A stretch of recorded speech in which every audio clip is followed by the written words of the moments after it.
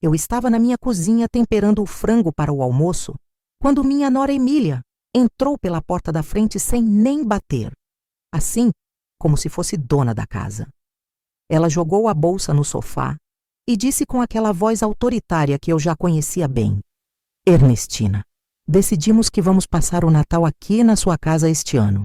Vai ser eu, o Mateu, meus pais, meus 3 irmãos com as esposas e os filhos. São 15 pessoas no total.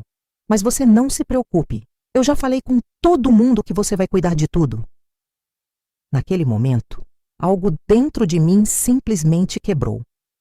65 anos de idade, 40 anos sendo sogra, e ela falando comigo como se eu fosse a empregada dela. Eu parei de temperar o frango, me virei bem devagar e olhei nos olhos dela. E sabe o que eu disse? Perfeito, Emília. Que ideia maravilhosa. Eu também vou aproveitar o Natal. Vou tirar umas férias bem merecidas. Já que vocês decidiram por mim, agora vocês podem cuidar de tudo sozinhos. Não sou babá de ninguém aqui. A cara que ela fez ficou branca que nem papel. Mas ela ainda não fazia ideia do que estava por vir. Porque eu, Ernestina, depois de décadas sendo pisada por essa família, finalmente ia mostrar do que uma mulher de verdade é capaz quando resolve dizer não. Segue minha história até o final e comenta de onde você está me ouvindo. Adoro conhecer cada pessoa que acompanha o canal. E não se esqueça de se inscrever para mais histórias como essa. Meu nome é Ernestina, tenho 65 anos e durante 40 anos eu fui a sogra mais prestativa que essa família já poderia ter sonhado.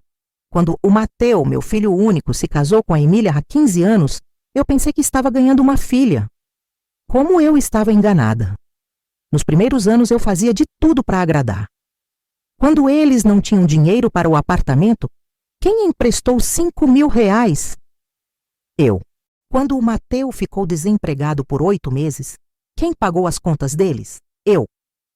Quando nasceram os gêmeos, o Lucas e a Larissa, quem ficou 3 meses dormindo no sofá da casa deles para ajudar com as crianças?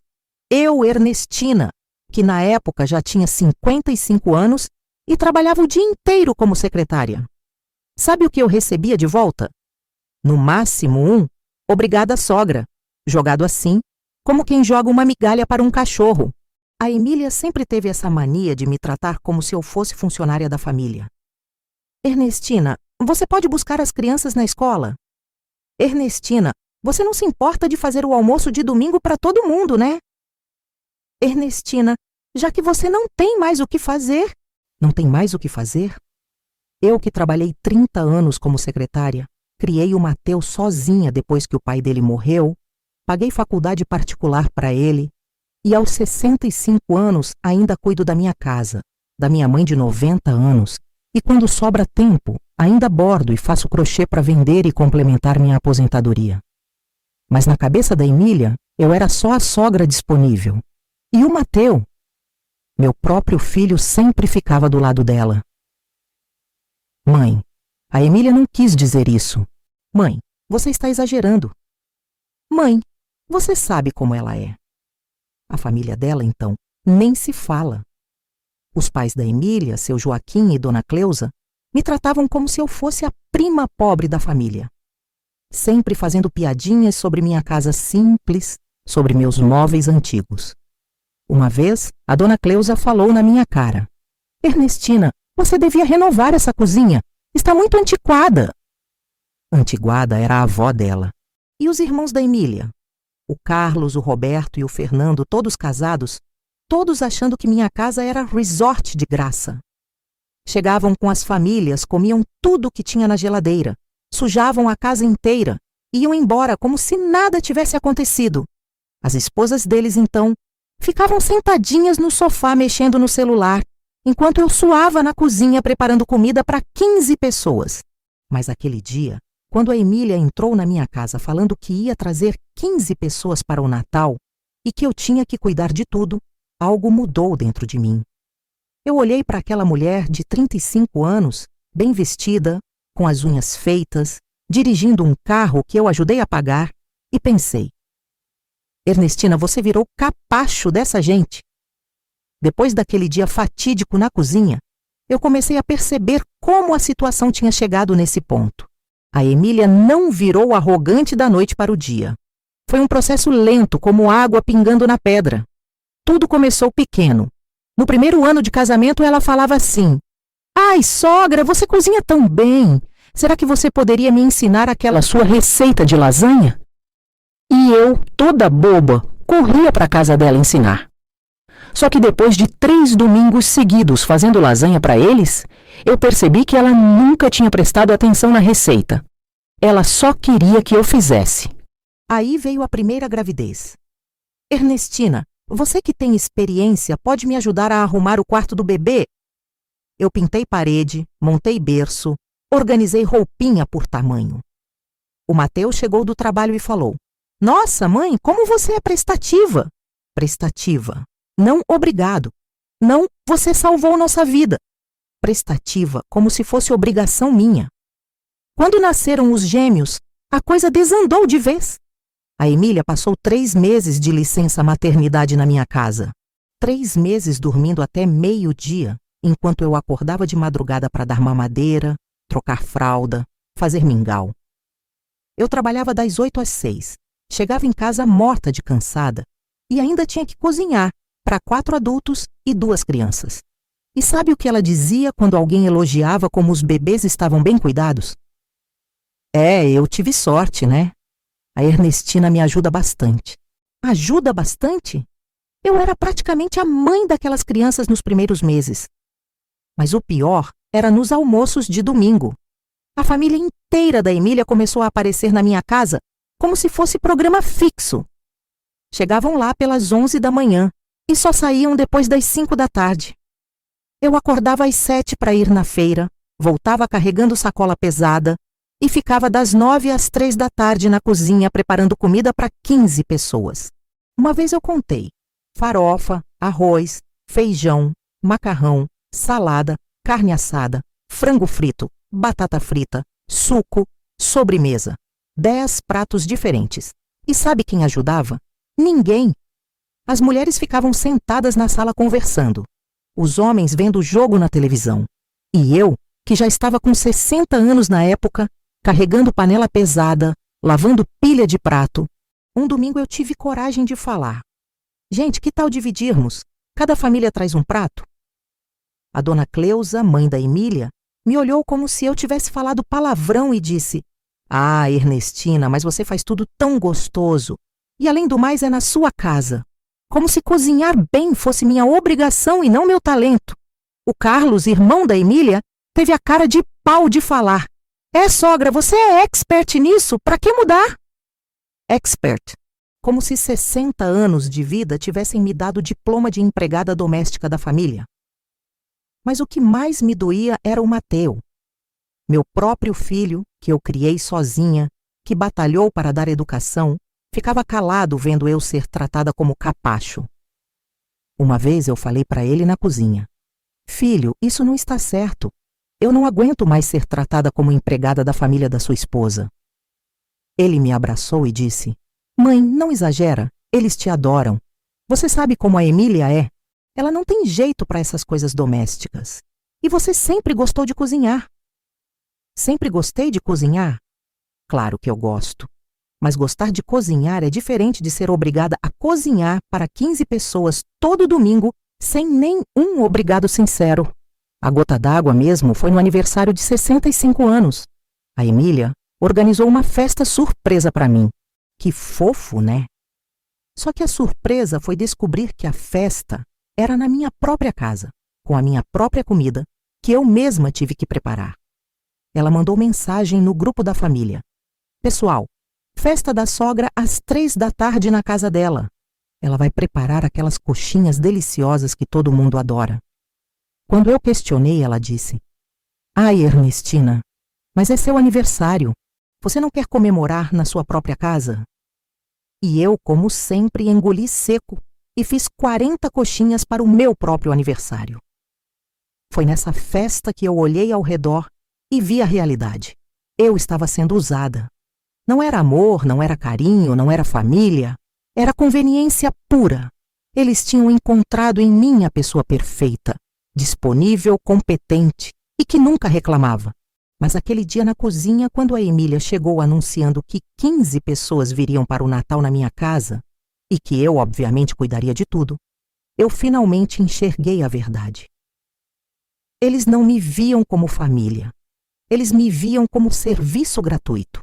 Naquela noite, depois que a Emília saiu da minha casa com aquela cara de espanto, eu me sentei na minha poltrona da sala e comecei a pensar na minha vida. 65 anos, aposentada há 3 anos. E o que eu tinha para mostrar?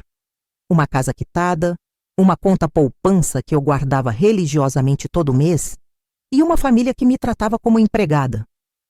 Foi aí que eu lembrei de uma conversa que tive com minha amiga Conceição na semana anterior. Ela tinha acabado de voltar de uma viagem para Campos do Jordão sozinha e estava radiante. Ernestina, ela disse, eu nunca me senti tão livre na vida. 4 dias só para mim. Acordava na hora que queria, comia o que tinha vontade, caminhava no parque sem pressa. Na época eu pensei, como ela tem coragem de viajar sozinha? Mas agora, sentada ali na minha sala, eu comecei a entender. A Conceição tinha descoberto algo que eu havia perdido, o prazer de estar consigo mesma. Fui até o meu quarto e abri a gaveta da cômoda onde eu guardo meus documentos importantes. Lá estava meu extrato da poupança. Em 40 anos trabalhando e 3 anos de aposentadoria econômica, eu tinha conseguido juntar R$52 mil. R$52 mil que ficavam ali parados, porque eu nunca tinha tempo ou coragem de gastar comigo mesma. Peguei meu celular e entrei naqueles sites de viagem que minha vizinha Dona Rosa sempre me mostrava. Hotéis fazenda, pousadas na praia, casas no interior, lugares onde uma mulher da minha idade podia descansar, ler um livro, tomar um vinho sem ter que cozinhar para mais ninguém. Foi então que eu vi o anúncio de uma pousada em Penedo, Rio de Janeiro. Refúgio da Montanha, especial para hóspedes que buscam tranquilidade e conexão com a natureza.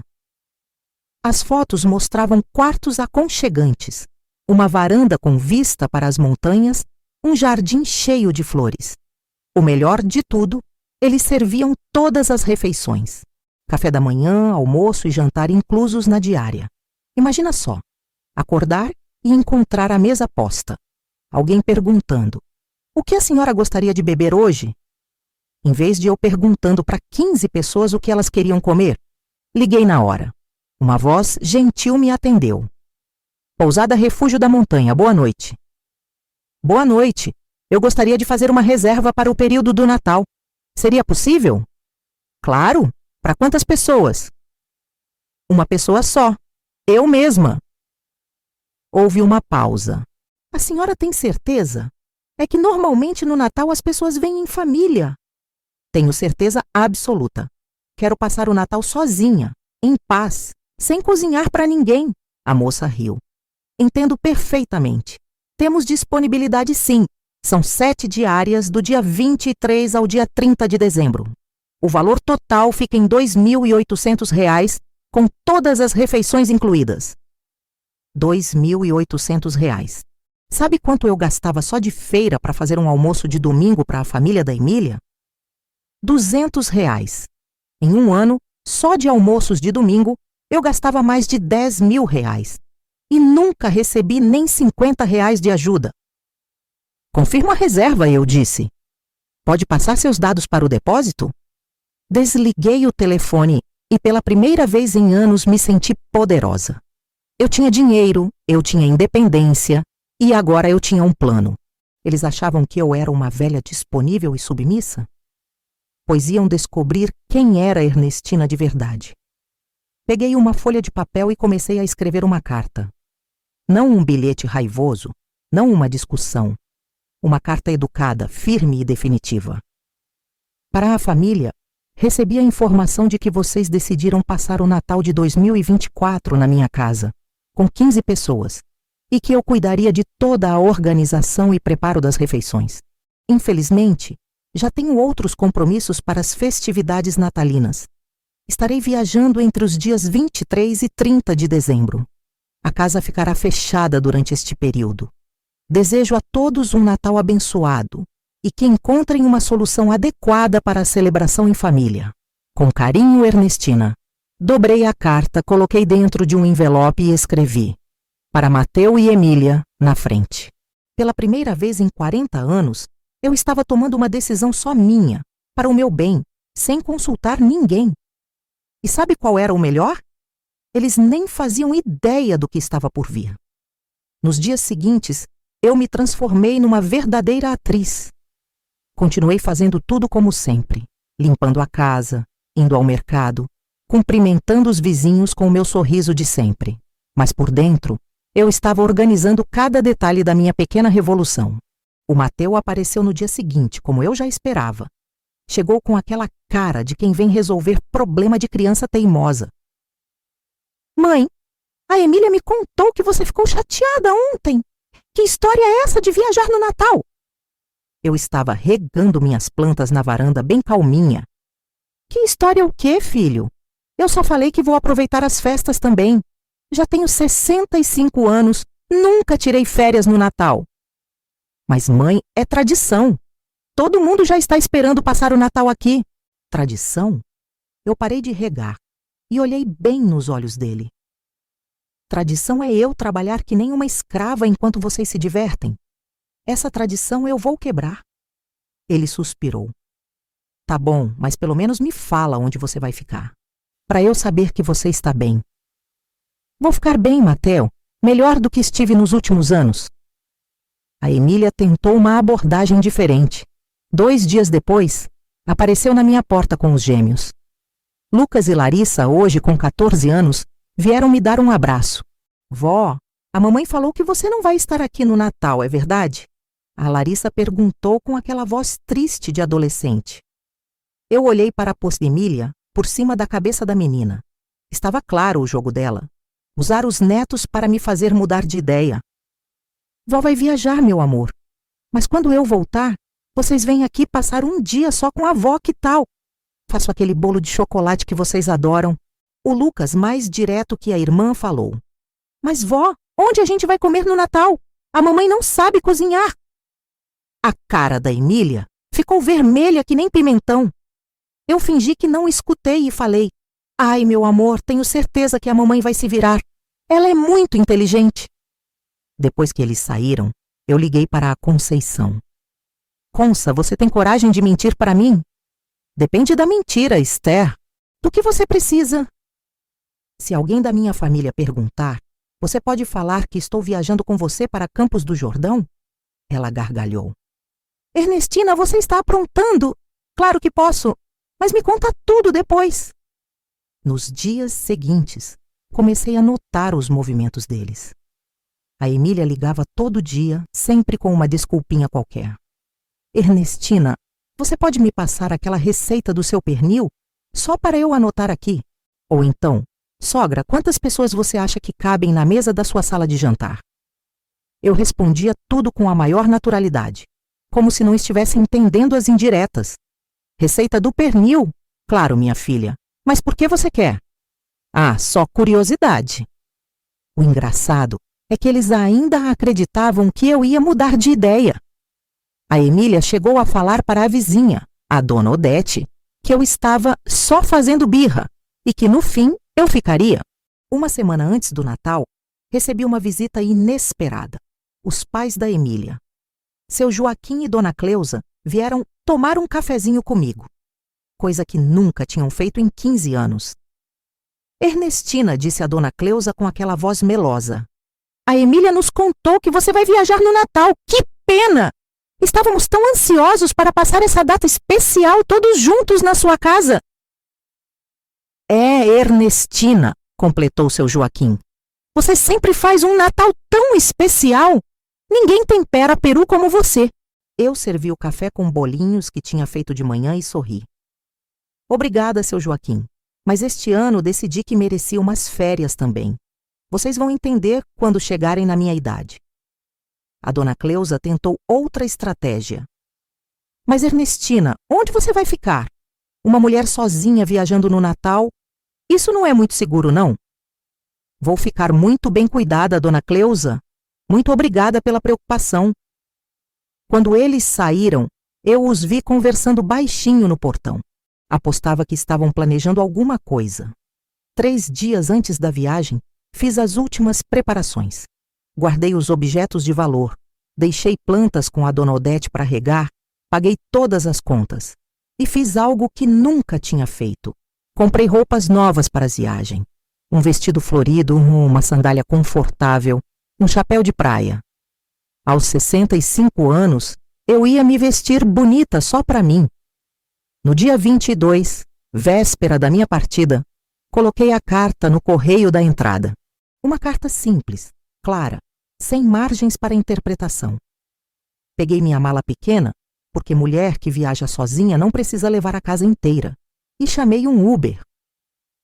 Às 7 da manhã do dia 23 de dezembro, eu estava indo para a rodoviária de São Paulo, rumo a Penedo. Meu celular já estava tocando. Mateu, Emília, até alguns números desconhecidos. Provavelmente os irmãos da Emília tentando me localizar. Eu desliguei o celular.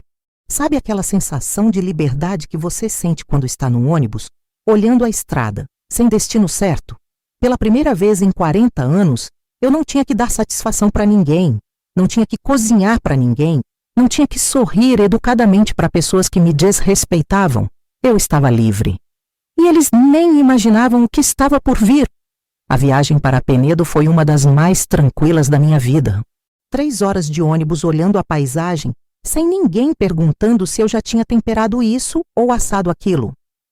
Cheguei na pousada às 2 da tarde e fui recebida como uma rainha. Senhora Ernestina, que prazer recebê-la. Seu quarto já está pronto. O quarto era um sonho. Cama com lençóis cheirosos, varanda com vista para as montanhas, banheiro só meu. Me joguei na cama e respirei fundo. Pela primeira vez em anos, o silêncio era meu.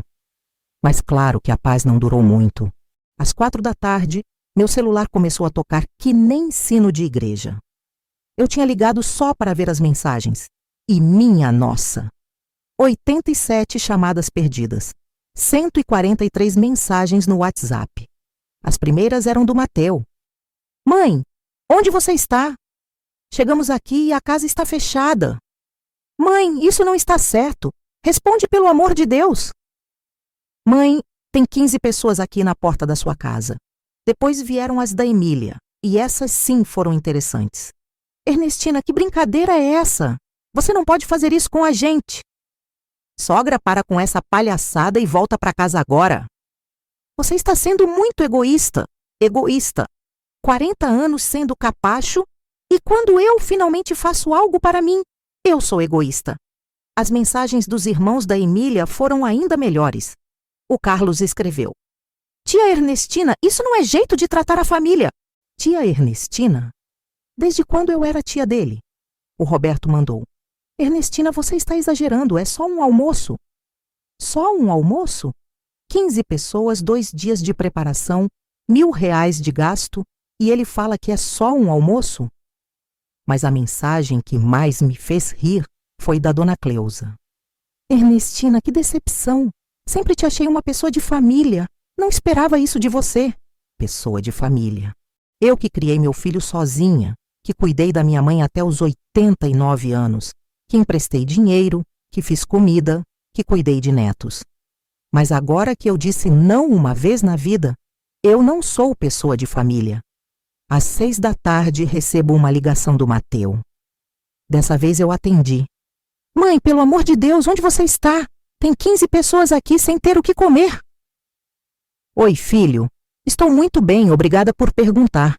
Cheguei no hotel, tomei um banho delicioso e agora vou jantar. Mãe, para com isso. Você não pode abandonar a família assim. Abandonar? Mateu, eu avisei que ia viajar. Vocês que decidiram que eu ia cozinhar sem nem me perguntar. Mas, mãe, o que a gente vai fazer? A Emília não sabe cozinhar para tanta gente. Aí, eu não me segurei. E desde quando isso é problema meu, Mateu? Vocês são todos adultos. Se vocês decidiram se reunir, vocês que se virem. Mãe, você está sendo cruel. Cruel? Cruel foi vocês me tratarem como empregada durante 15 anos. Cruel foi eu trabalhar, que nem uma condenada todos os domingos, e vocês acharem que era obrigação minha. Cruel foi vocês nunca perguntarem se eu queria, se eu estava cansada, se eu precisava de ajuda. Houve um silêncio do outro lado. Depois ele disse, com uma voz que eu nunca tinha ouvido: Mãe, eu não sabia que você se sentia assim. Claro que não sabia, Mateu, porque vocês nunca perguntaram. Para vocês eu era só a sogra disponível. Mas, mãe, o que a gente faz agora? Agora vocês fazem o que toda família normal faz. Cada um traz um prato. Vocês dividem as despesas ou pedem comida pronta. Ou melhor ainda, a Emília, que foi quem decidiu que ia ser na minha casa, que resolva. Desliguei o telefone e fui jantar. O jantar da pousada estava uma delícia. Salmão grelhado, arroz de camarão, salada colorida. E o melhor de tudo, eu não fiz nada, só me sentei e saboreei. Às 9 da noite, mais mensagens. Agora era um áudio da Emília, e ela estava quase chorando. Ernestina, por favor, volta para casa. Não conseguimos organizar nada. Minha mãe tentou fazer uma lasanha e queimou. O Carlos trouxe pizza, mas não deu para todo mundo. As crianças estão perguntando cadê você. Por favor, não faz isso com a gente. Por favor, não faz isso com a gente. Como se eu fosse a culpada. Como se eles não tivessem criado essa situação. Mandei um áudio de volta, bem calminha. Emília, querida, eu tenho certeza que vocês vão dar um jeito. Vocês são pessoas inteligentes e criativas. Vou desligar o celular agora, porque amanhã quero acordar tarde e aproveitar meu café da manhã em paz. Feliz Natal para todos. E desliguei o celular. No dia seguinte, Natal, acordei às 10 da manhã. 10 da manhã. Sabe há quanto tempo eu não dormia até às 10 da manhã num feriado? O café da manhã estava servido na varanda. Pães quentinhos, frutas frescas, café passado na hora, suco de laranja natural. E eu ali, de pijama bonito, lendo uma revista sem pressa nenhuma. Às 2 da tarde liguei o celular só para ver se estava tudo bem. Tinha uma mensagem da minha vizinha, Dona Odete. Esther, que confusão foi aquela ontem na sua casa? Chegou um monte de gente, ficaram até tarde batendo na porta, depois foram embora. Hoje de manhã vi a Emília e o Mateu limpando a entrada. Menina, o que você aprontou? Sorri. A realidade tinha batido na porta deles. Literalmente. Tinha também uma mensagem do Mateu enviada de manhã cedo.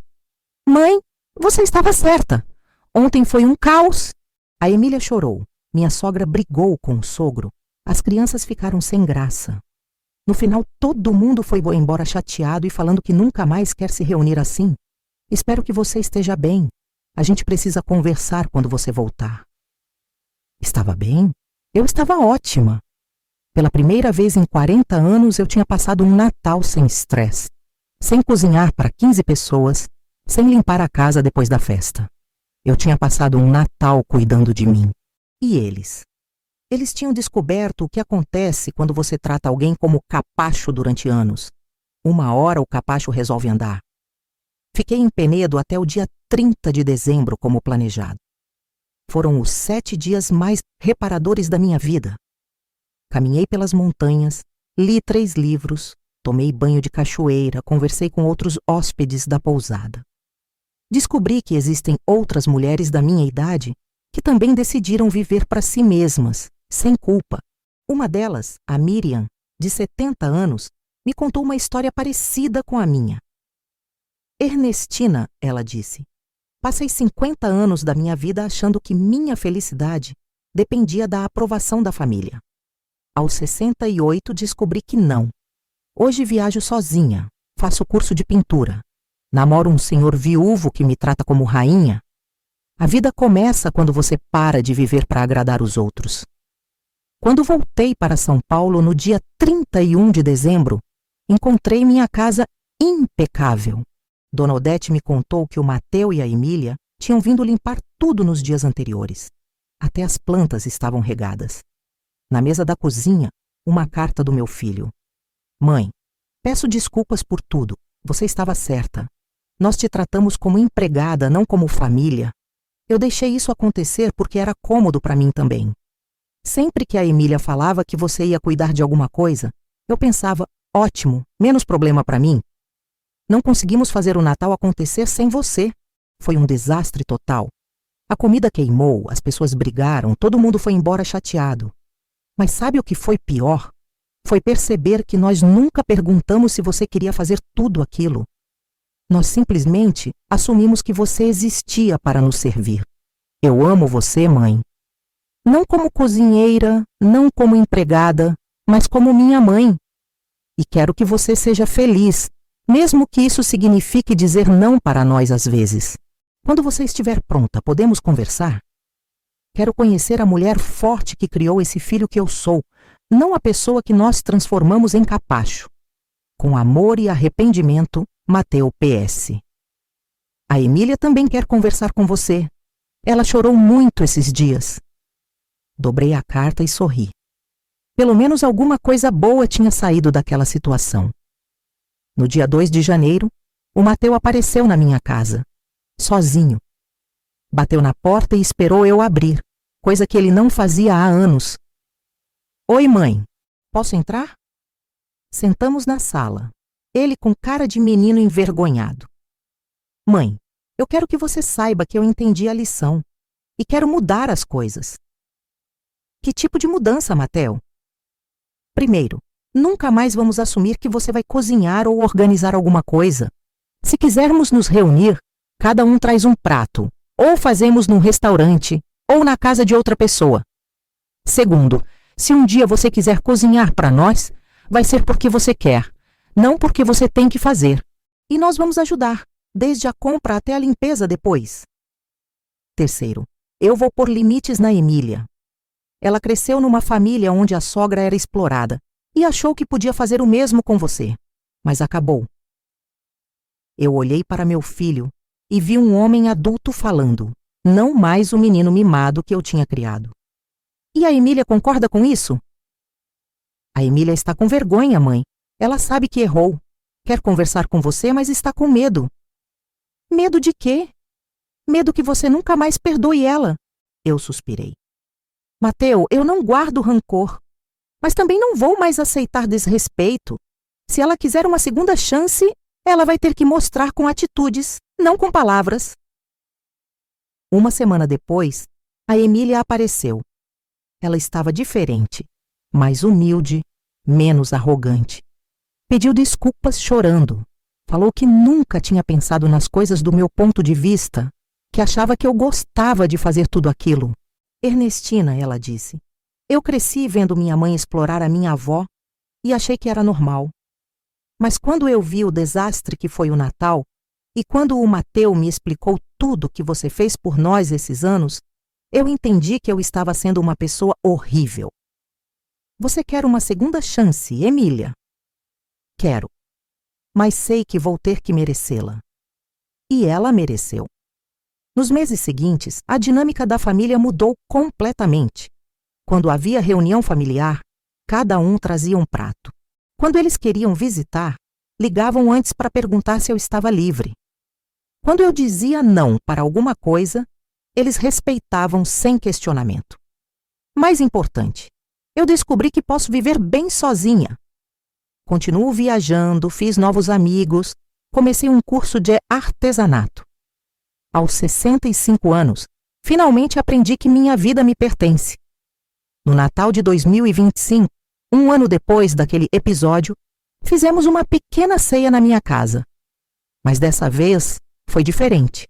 A Emília trouxe a entrada, o Mateu fez a sobremesa, eu fiz apenas o prato principal, porque eu quis. Jantamos, conversamos, rimos, e às 10 da noite, quando todo mundo foi embora, eu me sentei na minha poltrona com uma taça de vinho e pensei, agora sim, essa é uma família de verdade. Hoje, 2 anos depois, posso dizer que aquela foi a melhor decisão que já tomei na vida. Não foi fácil impor limites depois de 40 anos sendo capacho, mas foi necessário, porque ninguém pode nos desrespeitar sem a nossa permissão. E eu finalmente retirei a minha. Para vocês que estão me ouvindo, eu deixo essa reflexão. Você existe para servir aos outros ou você existe para viver sua própria vida? Amar a família não significa se anular por ela. Você pode ser mãe, avó, sogra, e ainda assim ser uma mulher com direitos, com vontades, com limites. Não espere chegar aos 65 anos para descobrir isso. Sua vida é sua, e não há nada de egoísta em querer viver bem. E você que está me escutando, o que faria em meu lugar? Já passou ou conhece alguém que esteve em uma situação parecida? Conta aí nos comentários. Quero saber suas histórias também, porque tenho certeza que muitas de vocês já viveram algo assim. Se você já passou ou está vivendo algo parecido, saiba que não está sozinha. E lembre-se, não é nunca tarde para recomeçar e para exigir o respeito que você merece.